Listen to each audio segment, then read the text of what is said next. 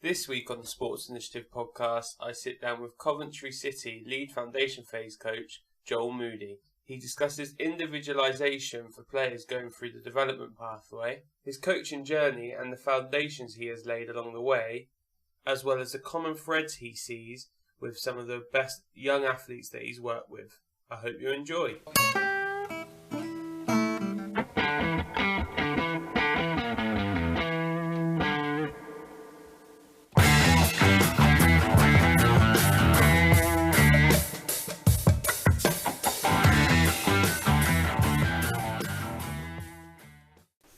So Joel, thanks for jumping on. How are things?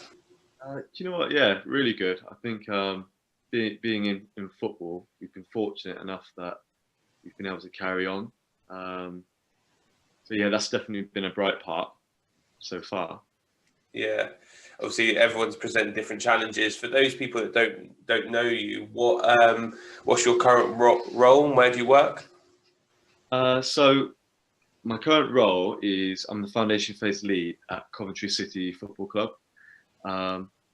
So basically my role, I look after everything from pre-academy to under 12, but specifically I'm at the sole lead of the 11s and 12s. And I've been here for 3 seasons now, and I did a stint of a season before I moved to Canada. So it's my 4th season at the club. So yeah, I've been there a while now. I guess during this time, obviously, with differences of people being able to play and not to be able to play, what's your program look like over at Coventry?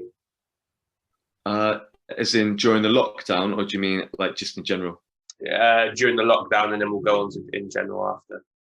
Yeah. So during the lockdown, so obviously we went through a stage where everything was like contact free, and it was a lot of unopposed work, and you had to kind of get through that before you could go back into your actual, the solid work you do.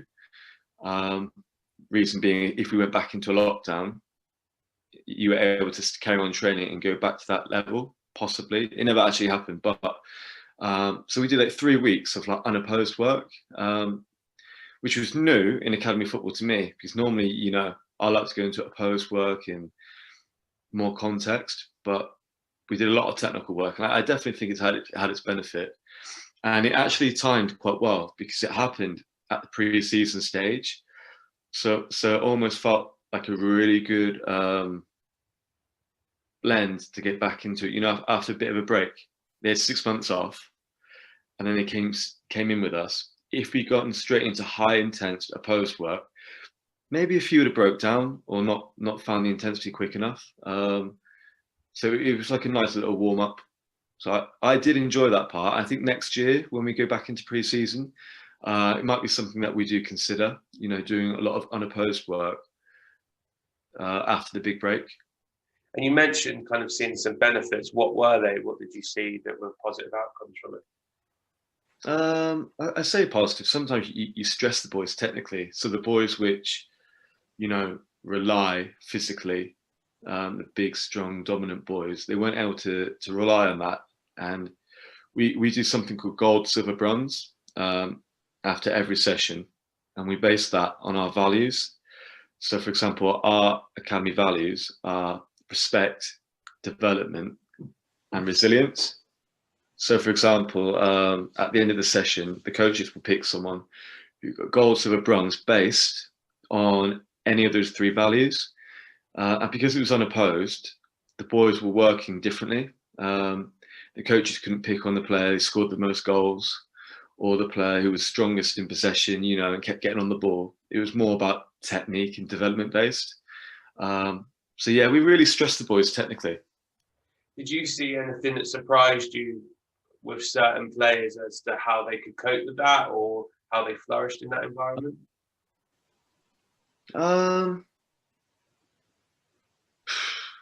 Yeah, do you know what? Yeah, we did actually. So it was good for the boys, which were technically strong in our program, which maybe were late developers, because all of a sudden they were getting success, and it was pure technique based. But look, let's not forget they do need all the other bits, the context, the opposed work. They need that, and I'm all for that. I think context and opposition, even if it's semi-opposed, I think it's paramount to development. But yeah, for the boys which can't rely on it, yeah, it was fantastic.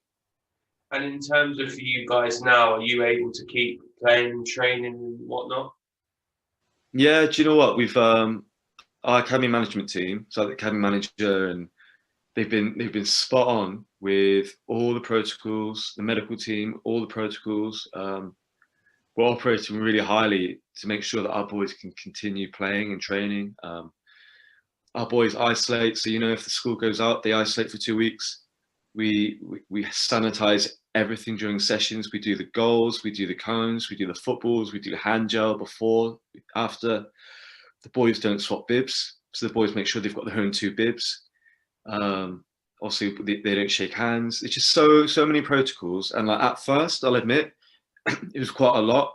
As staff, you're trying to plan a session, you're trying to build relationships with players, you're trying to communicate with other staff, your multidisciplinary team, and then you've got all these new rules and protocols that you've never had to deal with.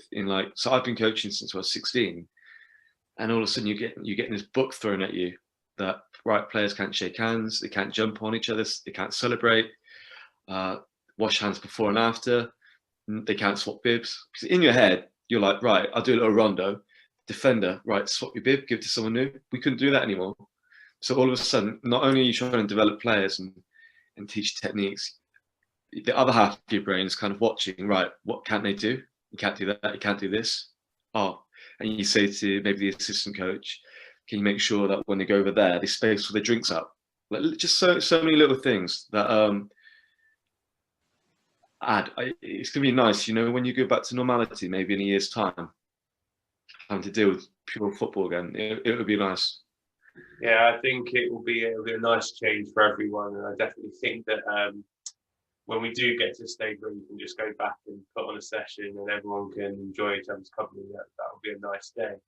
I guess the biggest thing for me is when players score a goal or like they do something well, and they all go to hug and celebrate, and they're not allowed to do it, and it'd just be nice to allow that to happen again. Do you think that's important for the kids? I think it's really important. I know when I've played teams in the past, they've made a big point that if a player scores, the whole team has to go and celebrate together, to kind of get that unity and probably your club and academy values. At the minute, you don't see that. You can see the goal or you score a goal, and it's just like, well done. Maybe he gets a thumbs up, and then back they go. So yeah, I think it'd be nice to get that back in there. Yeah, I think it'll be nice for the kids in terms of it's that little bit of a buzz of a goal scorer, isn't it? That, that's part of the reason why they enjoy it. Have everyone cheering for him and all that type of stuff. Yeah, especially in the foundation phase. So obviously you've mentioned that you work for Coventry, and kind of the standards you're going through there kind of align, I guess, with the heritage of the club itself. It's a big club that has a really positive history in terms of English football. How big a draw was that for you in terms of helping them, I guess, get back to where you guys want to be and also be able to carry on that heritage? So when I first came to the club, my twin brother was already at the club, so it helped that I knew what was going on there, what the staff was like in the culture. And I remember we played them when I was coaching at Southampton. We went up there for a friendly, and as soon as you walk through the door, and look, Coventry City will know that they haven't got a £10 million it's a state of the art facility. But as soon as you walk in that building and around the facility, you can smell football. You can smell it, the culture. We develop footballers, we always have, and I think we always will. It helps where we are, where we're based. We're based in a big city. We've got a lot of diversity in this city, and we've got a lot of diversity in terms of our players as well. So that helps, and it helps that we've got good staff. So Yeah. obviously you mentioned their culture, and one of the big things in sport a lot is talking around culture and stuff. What type of culture do you try and breed in the environment, both I guess for staff and for players themselves? So something with our culture is, I know the values are important and they're integral to everything we do. And I know it seems like some places might seem like a bit of a tick box, for audits. What are your values? Like we actually do live by our values, and there's only three of them. So like sometimes when you get too many values, it seems like, oh, what's the 10th one? What's the 15th one?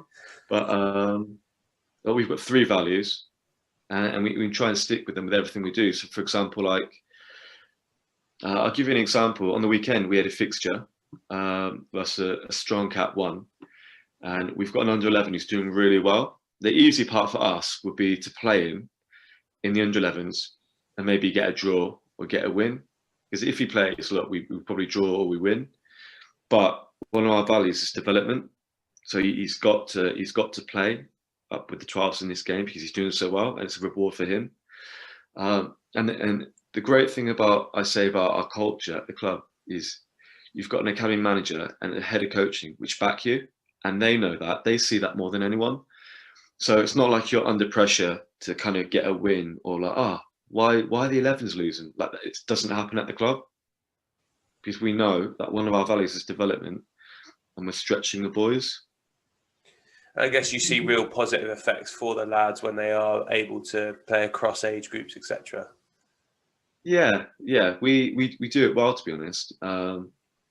It's about managing that as well. I think we manage it really well. I'll give an example. We had an under 9, and we mentioned about him playing up, and he got really nervous. And we thought, you know what, keep him where he is now, and we'll do it properly, and we'll do it the right way. So when he had his review, we spoke to the mum and dad about, look, he's doing really well. A reward, he's going to play up. So we kind of drip fed it in, and then about 3 weeks ago, I made a joke when I was walking off to the under 11 pitch. Are you coming? And he looked over. He was like, yeah, okay. And he came to come over as a joke. I was like, no, I see where you are, but we'll get you up soon. So we kind of tested what his reaction would be. And then we played him up last weekend, and he absolutely loved it and did really well. So we did it the right way. And he's got a growth mindset with it now. So it's important, I think, when you play boys up and down, that you explain why. Because sometimes, when boys play down, especially, they can feel like it's a punishment, but actually you've got to explain why you're doing it. And then I think making sure that they get that variety and picking the correct games as well. Because some games you come up against really tough opposition, where actually playing them up, it's going to be really difficult for them.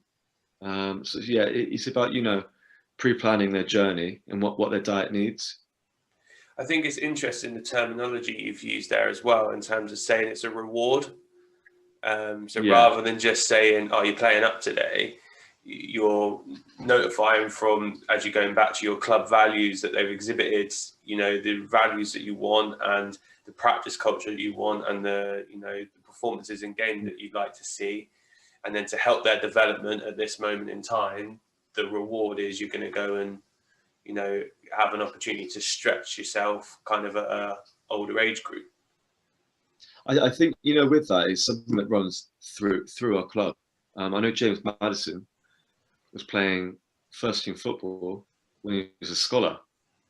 So look, they need to be able to, if you're going to be a good one, you need to be able to deal with challenge and have that growth mindset. And sometimes we might play them up, and they might find it really difficult. And other times they might go up, and they might be our best player playing a year up, which is brilliant, by the way. So yeah, it is a reward, and playing down's not a punishment or a consequence.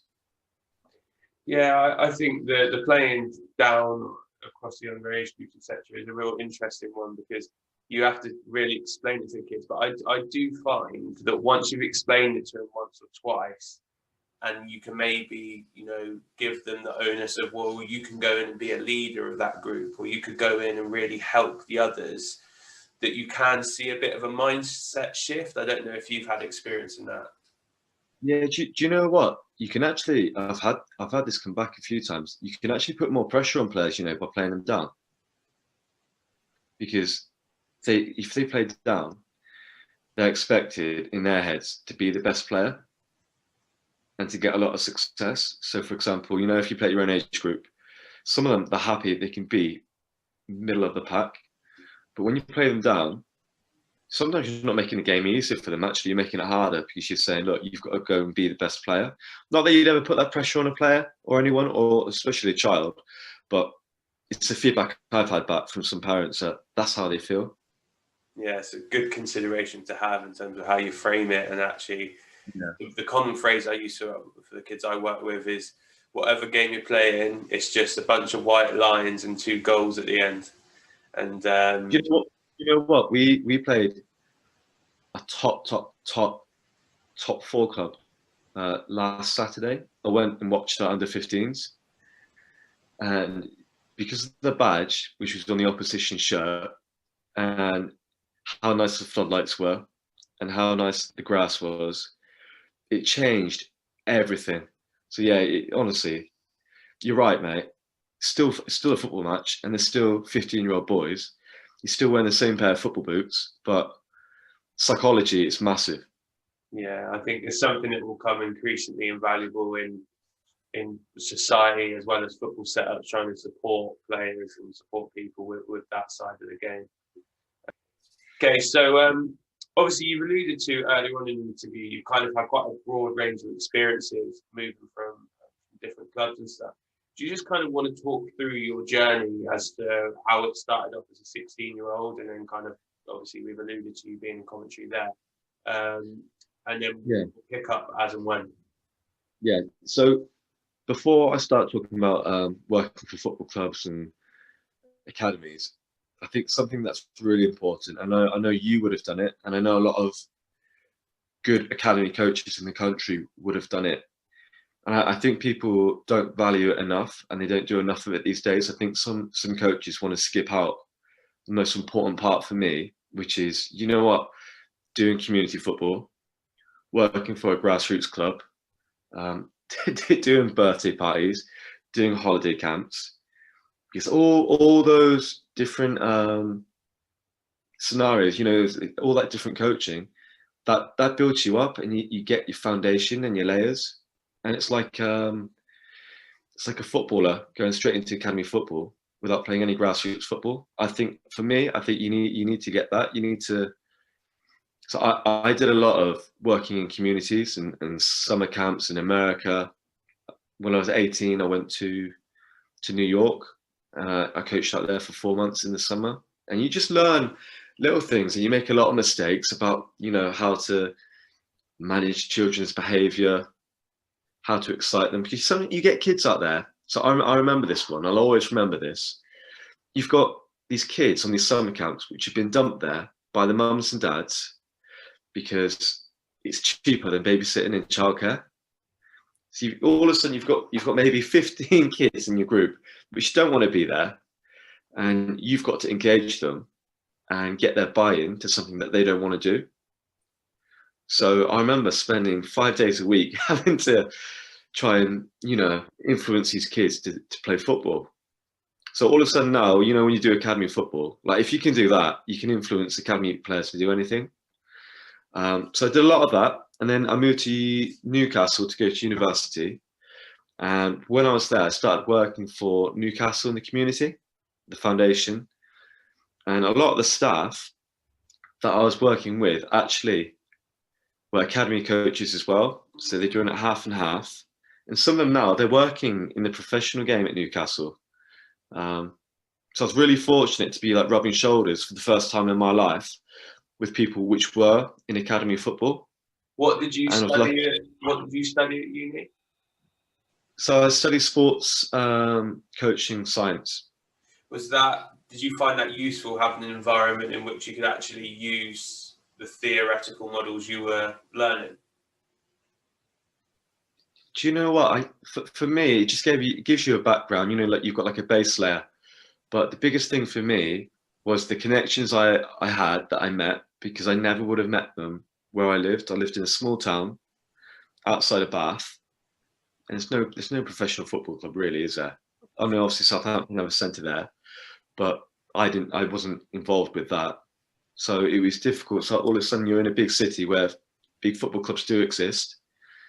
And you're able to, the biggest thing for me, when you do a degree, you're showing independence, that you can go for 3 years and you can stick with something for 3 years, and you can study by yourself and, stick to task. So that's what you do. You learn. It's not so much about, you learn the physiology of the skeletal structure.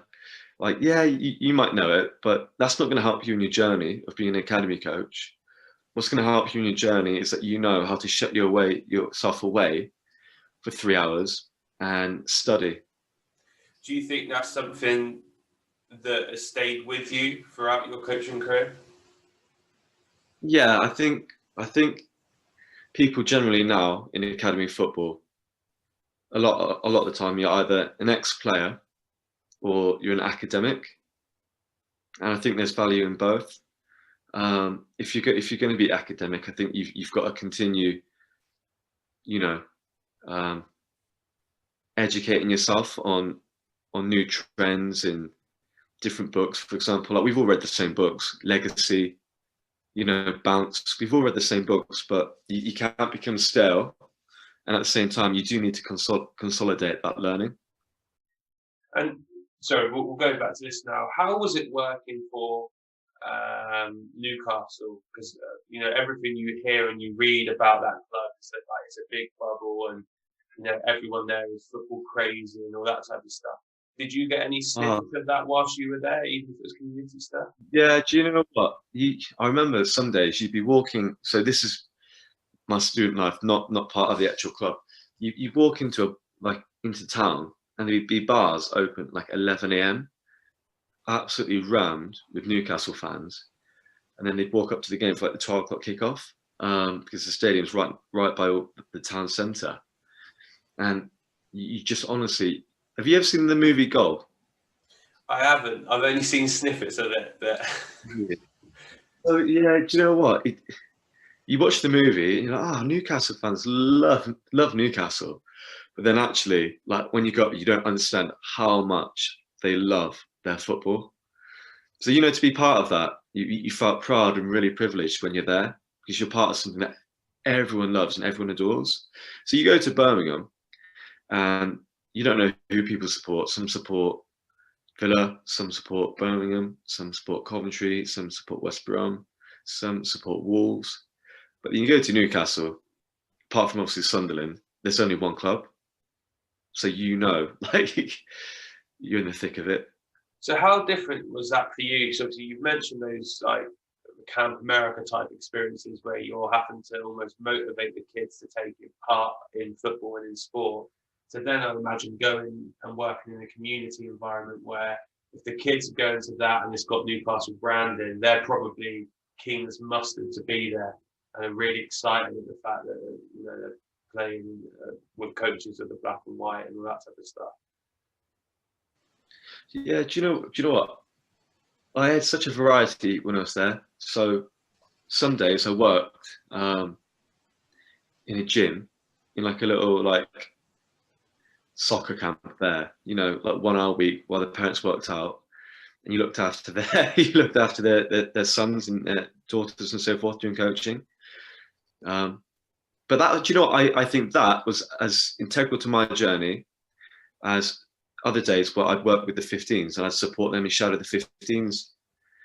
And I feel like they were both equally important, because when I was working in the little holiday camp, the coach with me would talk to me about, projecting my voice and not being very monotone. And I always remember, and he called me out on it. And since then, I've learned how to project my voice and, like change my tone depending on what I want. So that was important. What did he do? He said, Joel, it's boring. You're just talking to them normally.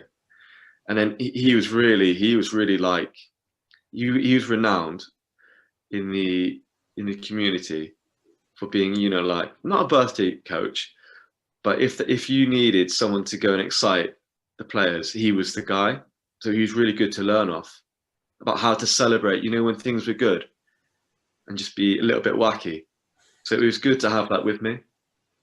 I guess that's a skill you can take on with the kids now, because although academy football at times can be serious, you need to have that element of fun, as you've alluded to earlier. Yeah, certainly, 100%. So obviously, you mentioned there you went up to uni, learned from those community coaches. What happened off the back of that? So when I was there, so I'll always remember this. I was living with a few, call them like, you know, proper lads, and we went in. And I'll admit, when I was doing my BTEC, when I was at college, I didn't put as much effort in as I should have. But then obviously I had a gap year and I went there. And I remember going in with all the boys and they went and sat at the back of the classroom and they had their phones out.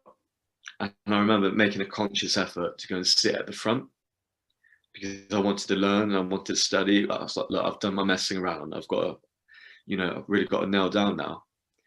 And the tutor, how it turned out, so after a few months of working hard, trying to go above and beyond, the tutor was best friends with one of the Newcastle like league coaches. I think he's now the 18s coach actually. And he put me in touch and basically they had a chance to get a student some work over at Newcastle.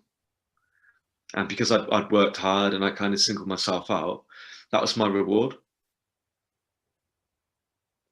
And so what did you learn during that time? In terms of, what do you mean? So when you went into that Newcastle Academy environment, you had that reward. What hit you? What did you learn whilst you were there? Do you know what? The thing that hit me was how humble the staff were.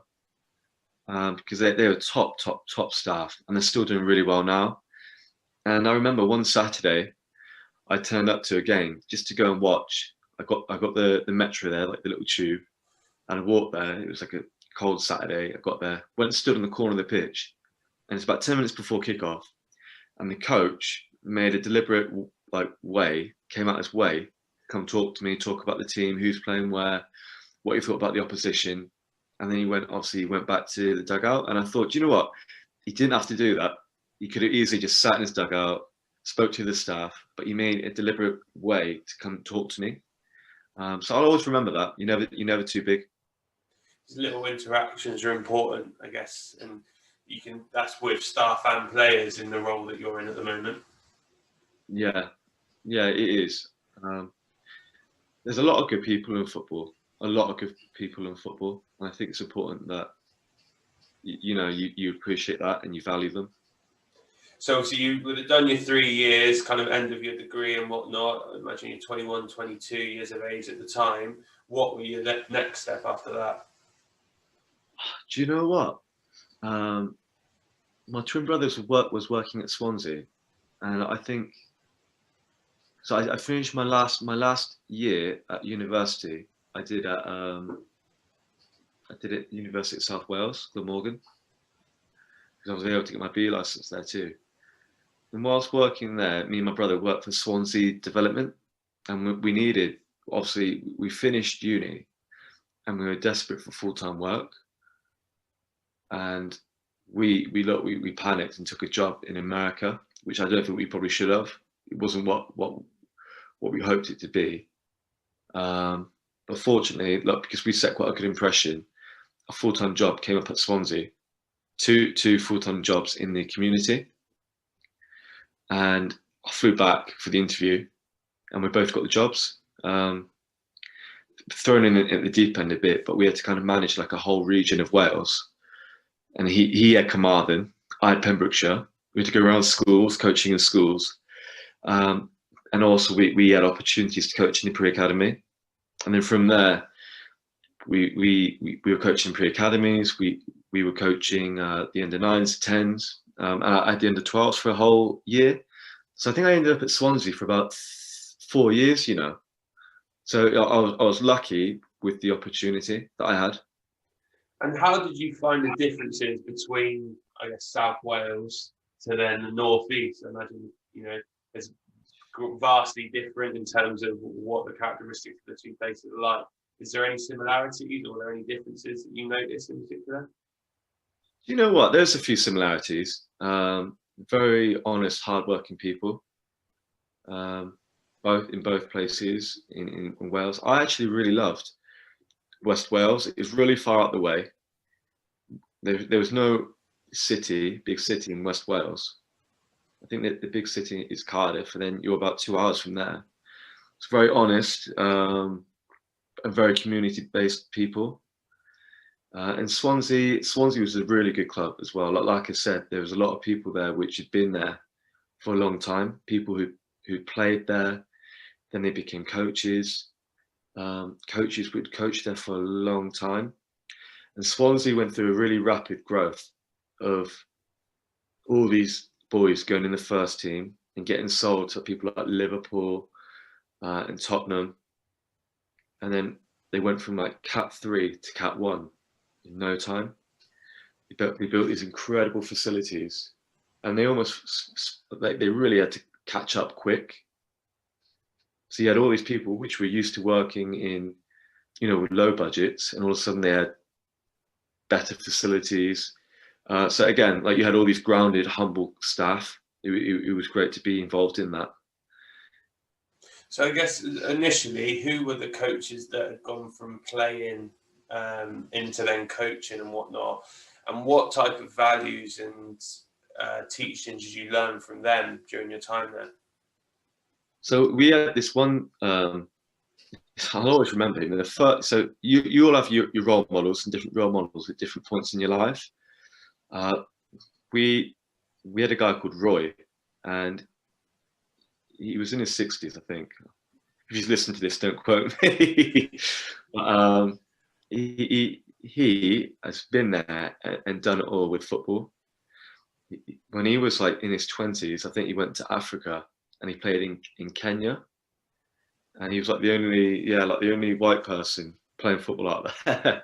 There's a really brilliant team photo of him in the lineup, and he was just such an open guy. He traveled all around the world. He coached in Australia. He coached in America. He'd been there, done it all. And all of a sudden, this guy is doing the under-9s with me and my brother. And you think, do you know what? If you've done all this and you're the under-9 coach, you couldn't have picked a better person to be with, to kind of learn how to coach academy football.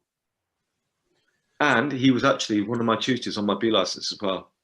So what learnings do you have? Because I imagine with that amount of experience, it must have been, you could learn something new every day. He'd been there, done it all. He coached the first team in where was it, in the Far East? In like maybe Dubai or somewhere. I forgot, but he'd been there and done it all, and he loved working with the little ones. He was able to turn it on and off. Like what I said earlier about being silly and having a laugh with the kids. He had that in his locker. I remember every Saturday morning at the end of the session, we do a penalty shootout. And it sounds ridiculous. The boys absolutely loved it. And if you were the winner, the last man standing, you get like a little toy car. You hear this little toy car. And it sounds ridiculous now you talk about it. The winner got the toy car, and they got to take the toy car home with them for a week. And they had to bring it back next Saturday. But the way that Roy would make such a big deal of it, and he'd hold it up, and to the boys, it was like the World Cup. It was like the biggest trophy you could get in world football. Just the way that he kind of presented himself around this silly little toy car. That's probably worth about £2. I won't be surprised if you found it on the street. But so for me, look, that was huge. You had this guy been there, done it all, and he was able to relate and coach, 9-year-olds. The best, I had a coach at Coventry City, the head of coaching last year. Again, he used to be the Wolves under 23 coach, and he was as good with the 9-year-olds as he was with the 23s, and I think that's a skill. What do you think that skill is, and how do you think you develop it? Mm, I think you need to be able to step back and be, real. What is it they need? What is it they want? Because it's very different. Do you know what I mean? What a 9-year-old needs and what a 9-year-old wants compared to what an under 18 needs. It probably helps, both of them have got grandchildren and they've got kids, so that they know as well. And is that something in your role you've got better with? Because I imagine, when you're coming up coaching all the time, you're probably very hands-on. You're worrying about, individual plans. You worry about the flow of the session and whatnot. Whereas being able to be foundation lead, etc., there's going to be an element of needing to be able to see the bigger picture. Yeah, do you know what? Mine's probably the opposite, where it's not, working from top to bottom, working bottom to top. So I'm really good with the young ones. It's about, and working at older age groups, how you relate with a 15-year-old compared to working with an 11-year-old, because it is different. So I make a really valid point that if we have a game and I've got a day off, I'll go. So I'll go with the 18s to Crew, or I'll go with the 15s to play Man City, because I want to be around it and I want to see what's it got to look like at 15, what's it got to look like at 12, how do coaches talk. So I like to be around it all. I don't see, working with 15s as a promotion to working with 13s. I think to some people, they see it like that. I don't see it like that, but I see the importance of being able to do both. I guess it's similar to, I think, the German model that allow coaches, they basically employ a load of coaches and then filter them into the system wherever it's deemed most necessary or their skill set fits best for that year. I think that's what they do abroad really well. A lot of foreign players, once they finish playing, they go and they work at like academy level back in their countries. So, for example, like I know, is it Ruud van Nistelrooy? I think he's working now at an academy level in Holland, and he's probably working his way up. And I think, I think that's the way to do it personally. You get to see where they've been, what's their journey, and where they're ending up. I guess for you, obviously, being able to see all those different regions of the club or age groups and stuff, you get an idea of what a pathway looks like for players, or potential pitfalls or potential areas that they can excel and stuff. How do you go about planning a player's route kind of through your academy, be it at Swansea or Southampton or Coventry or whoever that's with? Do you know what? It's nice to be at a club for an extended period of time where you can see them grow and you can see a player's actual journey. I think one of my pitfalls is I've been at quite a lot of clubs, and you end up, being there for 2 seasons, and then you go somewhere new, to experience a different part of the world, but you don't actually get to see a journey. I've been at Swansea now for Coventry for quite a long time. There you go. See, I've been at too many clubs. So there's boys now that I saw when they were under 13s, and they're now doing really well in under 18 football. And there's also boys which I saw who found it really difficult when they're younger, and now they're doing really well. So I think it's really important that every player's journey is different, and we don't put them all in the same bracket. That's the biggest thing that I've seen in that at any academy I've been in. Not one player has the same journey. Is there any common threads between the ones that have gone on to have success that you've seen? Yeah, do you know what? The one thing so there was a boy at Swansea that I had as under 9 who's ripping it up. I think he's playing like 4 years up or something at Swansea now. There's a boy at Vancouver who's doing really well. There's a boy, and the boys at Coventry, which are doing incredibly well. The one thing that I see through all of those boys, the one common denominator is how ultra competitive they are. And they hate losing. They absolutely hate losing. So, and I remember having to deal with all of them, having to deal with them, like if they lost, having to pick them back up. But they all hated losing. So that's one thing that I've definitely noticed. Did that change your opinion as a coach? Because sometimes we say we want to work on the development, which obviously we do because it's a long journey and stuff. But having that as your background and going, actually, the ones that have done very, very well have been very competitive, almost works against that. Yeah, look, there's cons to it because sometimes like your sessions blow up where they lose and they go around and start kicking people, and you've got to manage that. And it helps the boys around them as well, because all of a sudden your group turns into a competitive group. How would I perceive? Would it change my expectations of development versus winning? No, I think that we've almost gone full circle in academy football, where when it's not about winning, it's about development. And now I think people are starting to realize it is about development. But let's not forget, we still want to win, and you want to not lose. I hear that a lot from a lot of people, and I think it's important.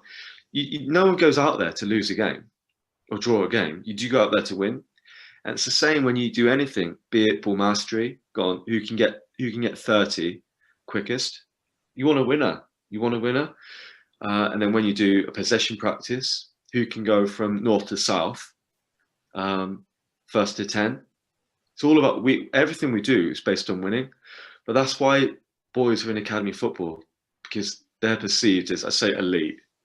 They're perceived as elite. They're winners. So I bet you at school that they're competitive with everything they do at school as well. I guess, yeah, it's interesting. I sometimes wonder whether that's challenges maybe you have at school, because I think they'd be competitive in areas that interest them. So I think they'd want to be the best. If they really enjoyed maths, they'd want to be the best in maths. I guess the challenge is sometimes, same with every kid in the entire planet, there's certain areas of schooling that don't interest them and they don't like. And then all of a sudden you see this hyper competitive kid who wants to win everything in one facet of school, so then not in the other. And then I think that's where sometimes disparity for teachers comes. They're like, well, it looks like he's making no effort whatsoever. I don't know what your thoughts are on that. Yeah, do you know what? I haven't spent enough time in schools for a long time. But yeah, you're right, because if you enjoy something, you do it more, don't you? For example, like we enjoy football coaching, and we enjoy football, and that's why we're so passionate about that. That's why you do extras. If I was a bank manager, I'm not sure I'd be going in on my time off. Do you know what I mean? Yeah, it's the enjoyment of what you're doing is very important. In terms of like technical and tactical stuff, those players that you're mentioning, have they had any common threads in that, or are they very different in their style of play? Some were quite raw when we got them when they were young, but they showed that they were competitive, and two, that they had good fundamental movement skills, so they were good movers. So actually they're probably going to catch the work, and they did. And then you add that with technique, and I'll be honest, tactically they weren't all great, but I think when they get to older age groups, they probably could have learned that a bit better. But at young ages, they were stressed technically. They were good at staying on the ball, at twisting and turning. They all have an X factor, which I think is really important if you're going to be an academy footballer. What's your X factor? Yeah, I think that's something over recent years I've seen a real push with in terms of people's IDPs and stuff. The word super strength is banded around so much at the moment, which I think is brilliant. It does, yeah. You know what I think? I think when I first came into academy football, a lot, and I'm not talking, for one club in general. I'm just talking. You hear a lot on working on weaknesses. Well, actually, I think now we do the opposite and we work on strengths. Yeah, no, I'd agree with that. I think there's been a real shift, just an industry one. Like a few years ago, granted they're different players, but you look at Aaron Lennon, the knock on Aaron Lennon was always his end product wasn't great, or that was quite poor. You look at someone like Adama Traore, who granted is a lot more physically capable in terms of being able to bounce off players, but he has the same issues at points. but the narrative is very different in terms of Adama Traore. Everyone says, look at what he gives you. He can get you up the pitch. He can beat players. He excites the fans. So you've got two players there that could go past people, very exciting. The narrative seems to have changed slightly in terms of focusing on what they can do rather than so much what they can't. You know what? That's a really good point. It's a really good point. I mean, look, there's still people who will look at what they can't do. And let's not forget, like, you do need to help. You know, if they've got, I say, weaknesses, things that they need to get better at, you do need to help it. You can't neglect it. But you're right. What's gonna get you a youth in the youth phase? What's gonna get you a scholar? What's gonna get you in the 23s? What's gonna get you in the first team? You know what? Being average at best isn't gonna make you a professional footballer. Well, Bex was like that, wasn't he? In terms of his crossing, he found that USP that was unbelievable with, and he had obviously an unbelievable career, David Beckham. So I bet we can name any professional footballer now, and you could tell me what their X factor was. So if I said Zaha, what's his X factor? beating players. Exactly. If I said Fernandez. Yeah, we had just good link-up play, good passing. Yeah, so they've all got Aguero finishing. Like, players have X factors. No, agreed. I think one of the things you said interesting earlier on was about the speed of growth at Swansea. And that's something that obviously the nation were able to see. They'd gone from being a club that, you know, were in League One, League Two, etc., to then being in the Prem and doing really well, and they showed a real style of football. From you working inside it, how enjoyable was it going through that growth, and did it present any challenges for you guys on the ground?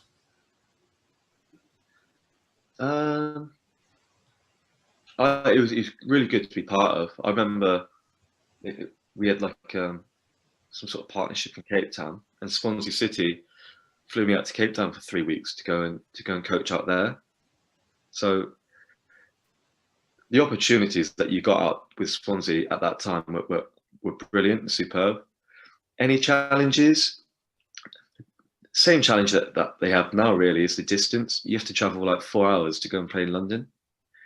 They're quite remote. So being remote's got its rewards, because you're not really challenging anyone else for recruitment, which is what I wish we had now, because we get challenged by West Brom, Leicester, Birmingham, Aston Villa, Wolves, Derby.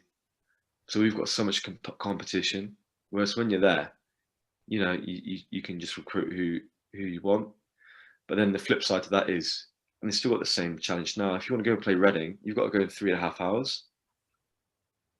So it becomes hard work in terms of that level of travel and, I guess, commitment to the programme from kids and parents, etc. as well. Yeah, do you know what? I remember we had this one parent, and because he lived on the other side, an hour away on the other side, if they were playing, let's say, for example, we were playing, I think of a club, let's say Swindon Town or Reading, he'd have to get up at 6, then get ready for half an hour, travel for an hour, get to Swansea at 7:30, and then travel from there another 3 hours, boom. So in his day, he was having like an 8-hour travel. It was like basically like flying to Florida. That's how much travel one player would do in a day. And it is difficult. It was difficult. I think that's interesting. I think that is something that we forget, that there is a lot of travel on these stuffs.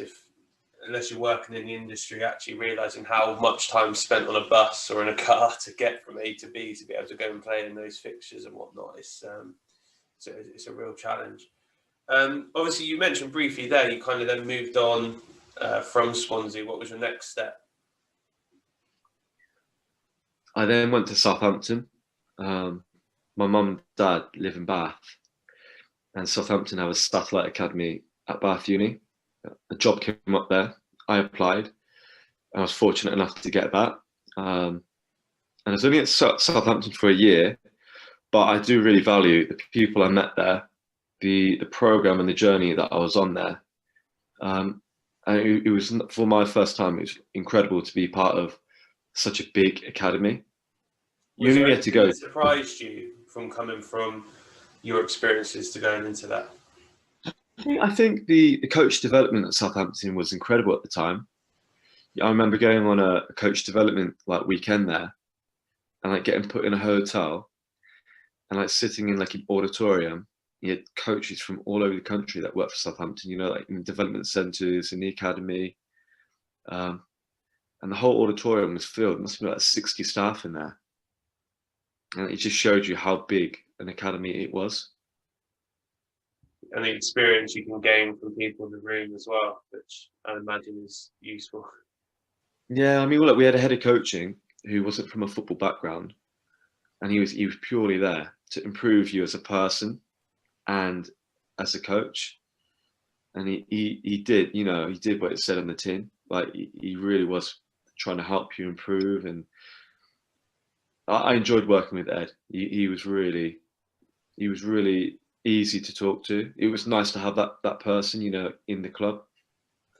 Yeah, I to be obviously I know who you're talking about, Ed Vahidi. I get on with him quite well, and I always think he's very insightful. You always come away from conversations with him going, he's got a point there, or that's something to really go and think about. I think he's a real thinker. And it's when you remember things, you know, that they said to you like 4 or 5 years ago, and you still remember them now. That that must have been pretty good for him to say that. Yeah. And I think it's interesting what you said earlier regarding you've got some football people and some academic people and stuff. Obviously, Ed played football, was good, has a real interest in football.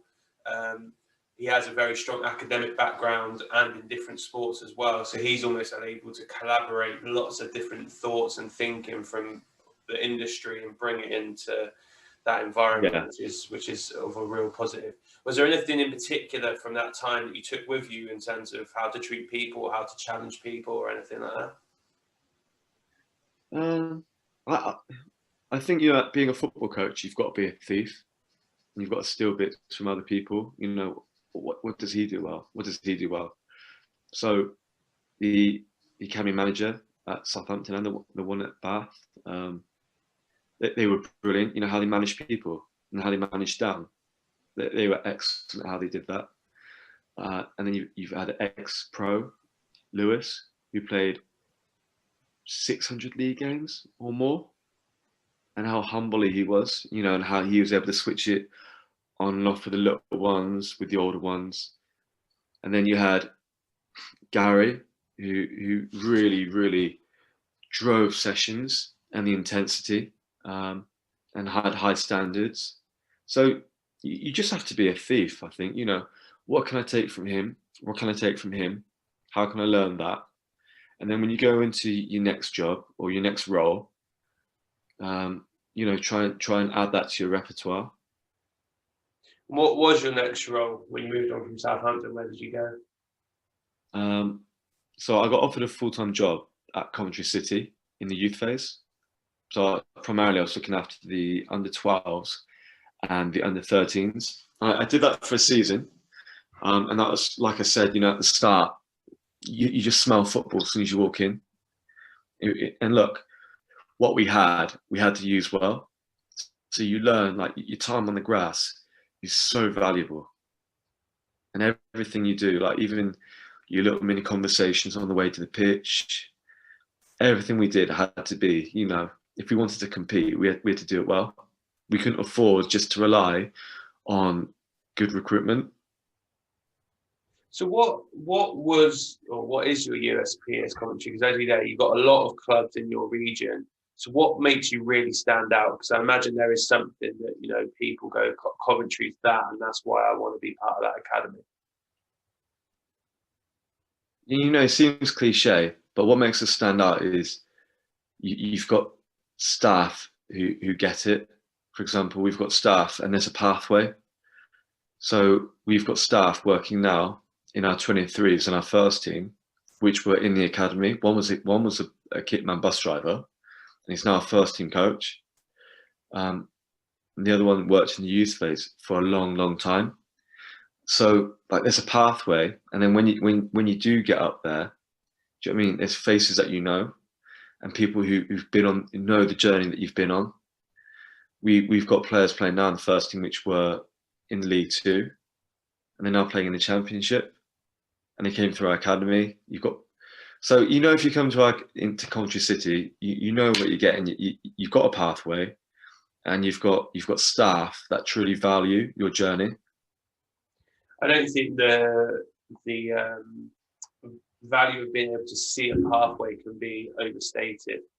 I think that the number of clubs you have up and down the country where you struggle with that top end, so actually being able to see that there is a pathway for young children and young players to go on, but also that the coaches and whatnot around it really value your individual journey. I don't think that can be overstated. I think that's really important. That, like you said, the pathway. I think I read a stat that we were 19th in Europe for producing Premier League footballers, but that was a while ago now. That was maybe 2 years ago.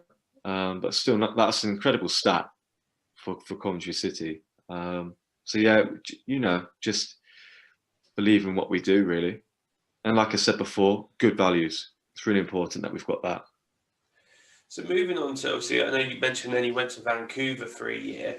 What was it like culture over there? Because I imagine different continent, different level of soccer exposure, etc. I'd imagine that would have brought up a whole different variety of challenges and positives for you as well. Yeah, do you know what? Coaching out in Vancouver was great. I mean, some of the players out there are really good. You only need to see the boys playing for Bayern Munich at the minute to know how good some of those players are.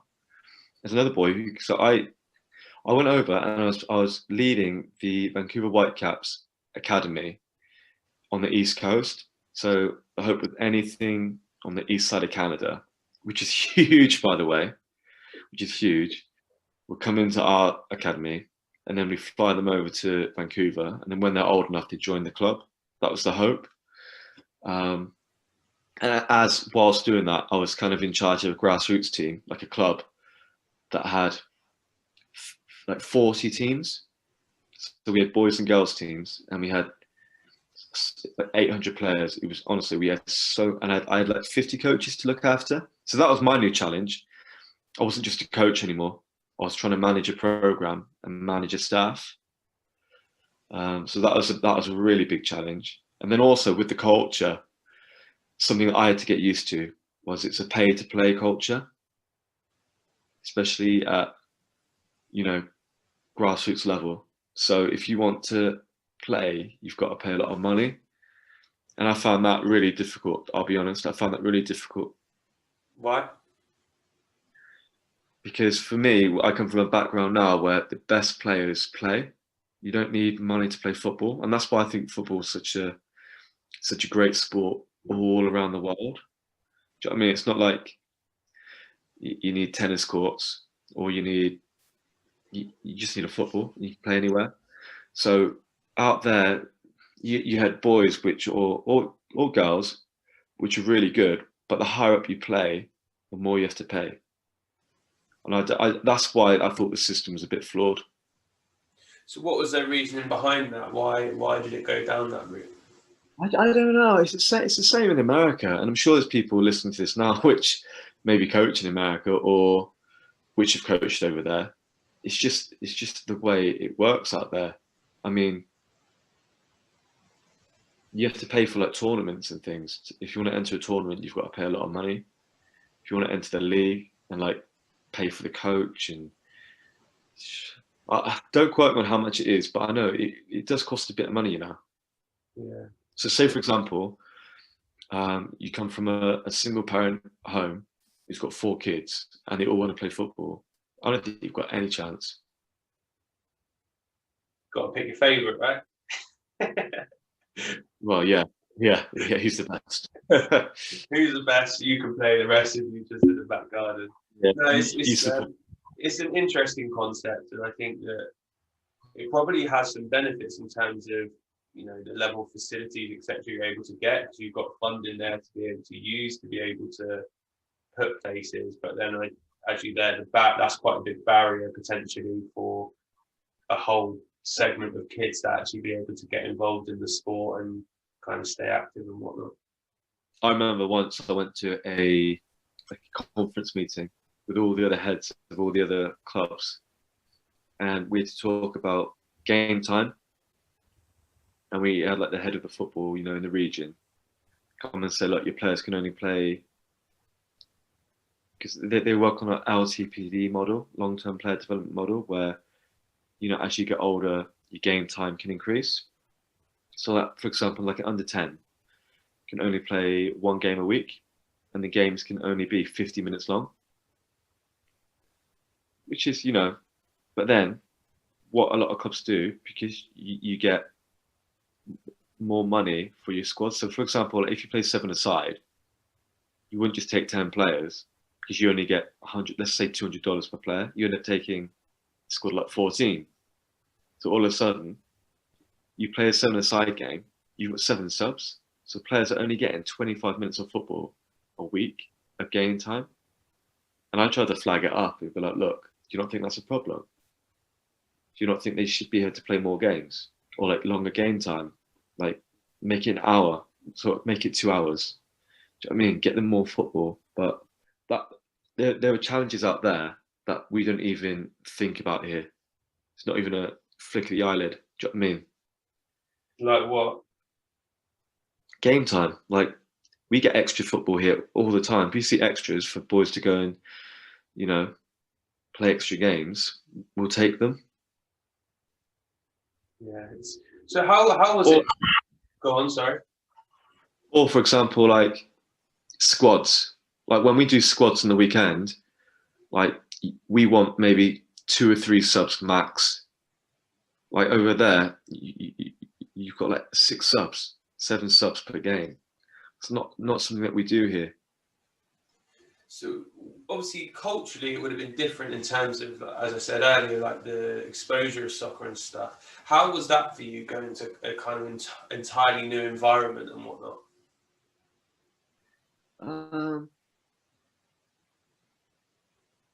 You said the question again, sorry, mate. So like obviously culturally it'd be different between kind of UK and Canada and the exposure to soccer that they have and all that type of stuff, or football. Don't want to get hammered by the UK fan base here. Yeah. But it would be completely different. So how was that for you, kind of jumping from the UK to then going over there to what they deem football to be like and what their Do you know what? I didn't even think about it. But do you know what my biggest competition was to try and get, say we had a really good player, and this happened in the winter, was to get them to play for us and not ice hockey. In Canada, a lot of people saw soccer, football, as a summer sport. And then in the winter, they play ice hockey. Yeah. And then when they got to a certain age, you choose which one they're best at. So for example, like they work off 2 seasons a year. So we have 1 season. Let's say we go September to May. Over there, they go like November to like March, which is the winter season. And then they go April to like October. So you're not just signing up for ones that you do 2 seasons. And that was our biggest challenge, was trying to get players in for 2. Because you'd end up developing a player, for like 6 months. And then they wouldn't touch a football for another 6 months. And then come back and you'd be like, oh, what you been doing? But they can strike a park. Yeah, we've just been playing hockey, been going around the classrooms. Yeah, but you know what? On a multi-sport level, you're like, do you know what? Brilliant. You're doing different sports. Fantastic. That's so good for your development. But it wasn't like a donor sport. So I think that works well when you've got like a donor sport that contributes to what you do now. So for example, if you've got a boy in the academy and on weekends he plays tennis with his mum and dad, brilliant. He's getting, that left and right side jockeying, and he different movements, hand-eye coordination that you won't get with football. But then not touching a football for 6 months, I don't know if that's too pure for me. Do you think it did have benefits in terms of the players' athleticism and ABCs and stuff? You know what? We had one of our girls teams, we had two girls which came out of gymnastics, and they were like quite elite with their gymnastics. And I tell you what, they were incredible. They were the most athletic um, players I'd ever seen in my life, and they'd rip the pitch up. And technically, they were quite good too. Obviously, it helps being athletic, but that was the biggest one for me. I couldn't believe the transfer from being a gymnast to actual now like a football. Like, it was incredible how good they were. So is that something that kind of informed your thinking moving forward regarding multi-sport and exposure to other sports, and actually how much of a difference that can make to players, particularly those who early specialise? Yeah, the challenge is you've got they train with academies so often, and then you've got maybe 2 nights off a week, and then you try and tell the mum and dad, go take your son or your daughter to go do gymnastics as well. So what night do they get to be a family? Yeah. Uh, and I know some clubs do it within their actual training as well. We used to do a little bit. We still do a bit of it, to be honest. But it's hard, you haven't got a professional handball player in a professional handball environment teaching them that. Yeah, but I think obviously I actually sat in a meeting with Peter Schmeichel, and he mentioned his upbringing with handball and said how his unique saves in a football context came from his experiences and stuff playing that. And I think that it's going to be an ongoing battle in terms of how much multi-sport you get into play, where you get transferable skills, and how much you get into specialise kind of in football and learning skills there. I think it's something that I did read in multi-sport a lot of it as well. Is when you get injured and you have to go back through rehabilitation, people who've come through a multi-sport journey, they can rehab quicker and probably easier because they're being asked to do things which aren't always football movements, and they're more used to them, and they can facilitate them quicker. Don't quote me on the science. I'm sure there's some scientists out there saying, yes, you're right, here's the article. I couldn't tell you the article, but it is something that I've read about. No, I think it makes sense in terms of just using muscle groups you're not used to. Like, footballers are obviously known for having tight hamstrings, no glute activation, all that type of stuff. So all of a sudden, if you're strengthening those hamstrings and lengthening them, and you're doing glute work to incorporate their use better, I think that does make sense, obviously. Obviously, that you came back to Coventry, which brings us up to modern day. So we've kind of gone full loop. So I guess the last question for me, which might be a challenging one from what you said earlier on, is who's the best player or coach that you've worked with, and why?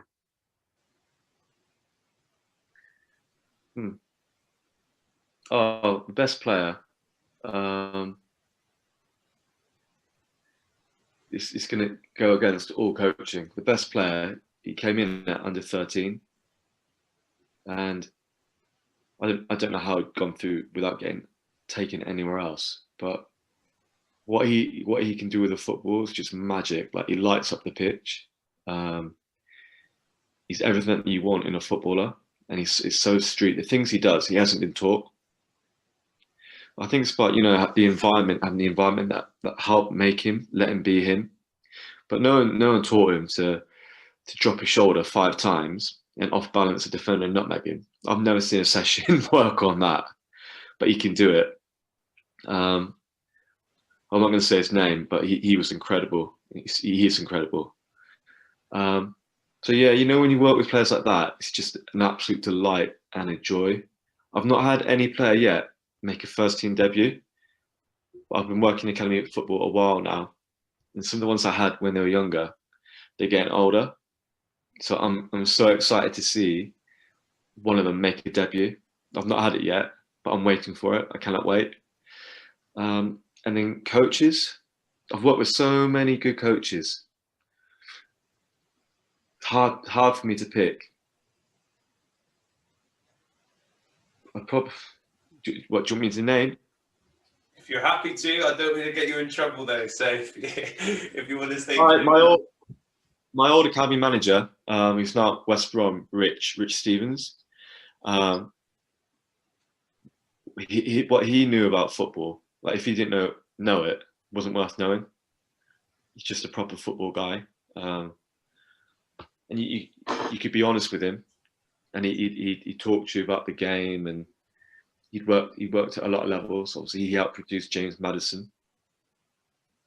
He's got like that pure football, like a purist football. What football should be played like. And he's got high standards, and the way that he could build relationships with players and parents, I think subconsciously I've taken a lot from him without knowing it. So yeah, he was really, really important for my learning. He's a good guy.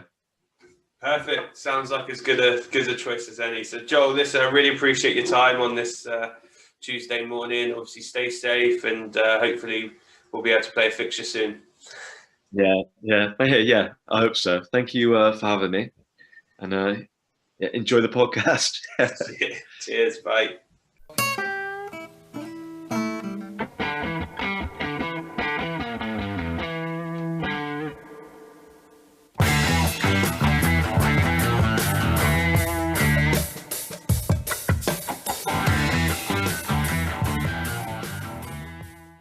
Thanks for listening to the Sports Initiative podcast with me, Michael Wright. Please remember to follow us on Twitter, Facebook and Instagram at the Sports Initiative Podcast, and share this podcast with friends and family. I'll see you next week.